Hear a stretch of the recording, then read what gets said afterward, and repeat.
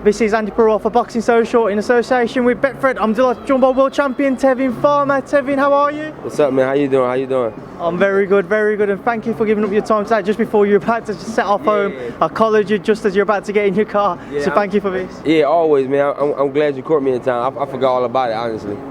No, well, like I say, I appreciate your time. We'll start off with last night as we're in New York. Anthony Joshua's surprise and shock defeat to Andy Ruiz Jr. What was your thoughts on the fight?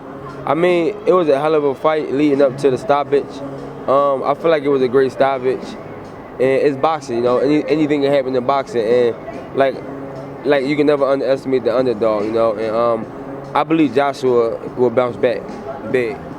When you was watching the fight, what did you think was wrong with Anthony? I feel like he was a little too relaxed. I seen him; he was really relaxed. But there really no excuses, you know. The guy, Ruiz, came out like a challenger, and he showed that he wanted it. People have made comparisons to Buster Douglas versus Mike Tyson. Is this as big an upset as that? I'm not sure. Yeah, I'm not sure. If you was Deontay Wilder or Tyson Fury watching that fight, what's going through your mind? If I was them, I mean, they've been wanting to fight, you know. So right now, maybe they saying they want it even more. Maybe they saying they don't want it. Maybe they don't think it's worth it anymore. Or maybe they going gun for the guy with the titles now. You never know.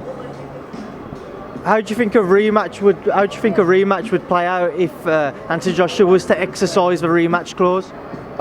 Is it a rematch clause in there? As far as I'm aware. I mean, I feel like we gotta see. We gotta see how Joshua bounce back. You know, I believe he'll bounce back, but everybody can't bounce back. I believe he will. And in the rematch, we'll only have to see.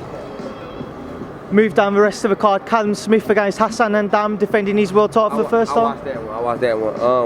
Callum Smith looked hella great. Shots was snapping. Good power. He did his thing. People are talking about either Canelo, Golovkin or Billy Joe Saunders next for Callum. Which fight would you like to see Callum with? Who you say? Canelo and who? Canelo, Golovkin or Billy Joe Saunders?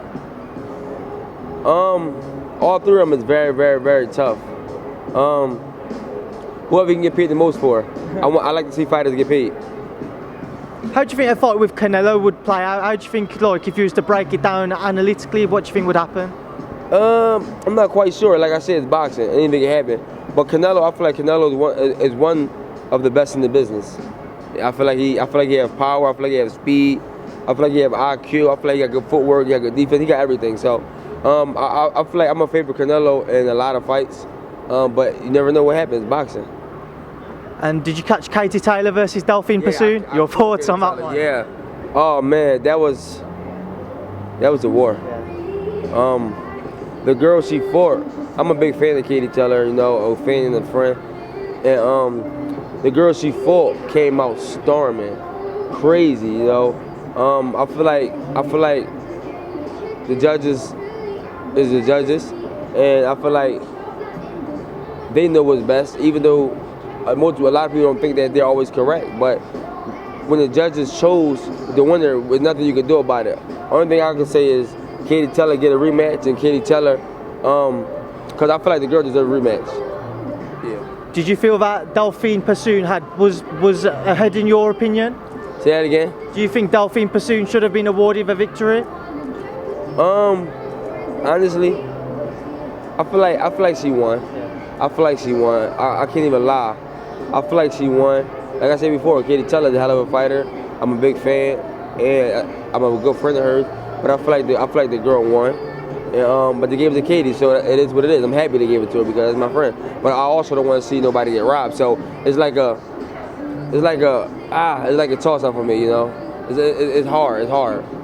Now we'll move on to yourself before I let you shoot off. What's going on in the life of Tevin Farmer? Oh, the life of Tevin Farmer. Just living, traveling, taking vacations. Already this year, I've been to Africa twice. I've been to Cape Town. I've been to Ethiopia. I've been to Vegas. I've been to Miami. I've been to a lot of places this year already. I'm just living life, you know. I start camp on Monday. And I'm ready to get back in the ring. July 27th. I believe it's gonna be in Texas, and I'm gonna go and put everything on the line. I feel remotivated. I feel like since I've been fighting back to back to back, I needed that break, the time off to travel, and I feel back remotivated. We'll come on to who you may face next, but how much has your life changed since you won your world title? My life changed a lot, you know, financially especially. Being able to do what I want when I want to, and it's been crazy. More fans. Yeah, it's been crazy. Now talk to me about potential opponents. Just mentioned July 27th. What have you and Eddie Hearn discussed? Well, I got a mandatory. I got to fight the guy Francois, the one that John Carroll got a draw with. So that's my mandatory, and I'm gonna fight him. And after that, hopefully we can get a big unification. I definitely want the big unifications. I want the big fights. It don't matter. I don't care who it is. I know the one name which keeps coming up with your own is Gervonta Davis. Do you think realistically we will see that unification fight this year? Honestly, it's hard. It's hard. You know, between me being on the zone, him being with PBC, and then even still, if they do come into an agreement that we gonna fight, or we all sit down and say, okay, let's make this fight, then now it's gonna be about what we getting paid. So that could be another roadblock. You know, between PBC promoters, and then between what we get paid, that could be another roadblock. So everything gotta make sense at this level of fighting. You know, it's not just taking the fight, and of course the fans want to see everyone fight the best, but you gotta understand this is what we do for a living. You know, so we gotta get rewarded for our fights. You know, we can get hurt in the ring. We can get hurt. We fight for our family. We gotta make a living too. You know, we're not like a regular job. We don't have pension plans. We don't have 401ks and all that other stuff. We got to do all of it alone. So we want to get paid the most we can get paid, you know. And the fans always say, well, we want to see the best fight the best. Well, tell the promoters to give us fair pay, and we fight the best. There's been a lot of exchanges between yourself and Gervonta over social media. Where has this rivalry come from? This came from way back 2014. 2014. I believe somebody tweeted this before he was sleeping with Mayweather. I didn't know who he was. And somebody tweeted, y'all should fight. I didn't even reply because I didn't know who he was, you know. And he replied, said, we can make that happen. And then since then, it's just been going up. Yeah, we're going crazy. How big a fight is that for you and Gervonta stateside in terms of a profile that you'll both be able to enlarge and where your names will go if you were to meet? Yeah, I believe this fight for us can take our career to the next level. Victory for either one of us to take our career to the next level.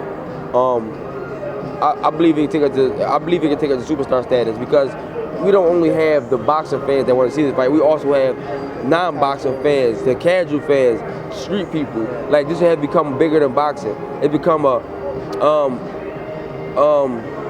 two people from the hood, you know, two black young fighters. It become way more than just boxing now. So I believe we will become superstars. Whoever becomes victorious in that fight will become a superstar. And what about the likes of Ryan Garcia or Gary Russell Jr.? For who, me? Yeah. No, Ryan Garcia, he a hell of a fighter. Yeah. But I don't believe you can really put him in the conversation right now. I'm a fan of Ryan Garcia. I'm a big fan of Ryan Garcia. I like him, but I don't believe you can put him in the conversation right yet. A couple more fights, then yeah. But I'm not even going to entertain that conversation. But I believe Ryan Garcia is a young killer. He's good. He's young. He got a lot of growing to do, and for where he at now to where he going to be at age, he's a young kid. It's going to be crazy. I believe he's one of the best. I believe he's one of the best up and comers. You know, maybe top five. But for Gary Russell, if Eddie want to make that fight happen, or Lou, DeBella, or whoever, that fight can happen too. Well, Tevin Farmer, I've appreciated your time. I know I've been trying to chase you around the last couple of days. So thank you for this and thanks for speaking to Boxing Social. Man, I appreciate it, man. Make sure whoever watches follow my Instagram on Instagram and Twitter at Tevin Farmer 22, and they can follow my YouTube channel, Life is Tevin Farmer.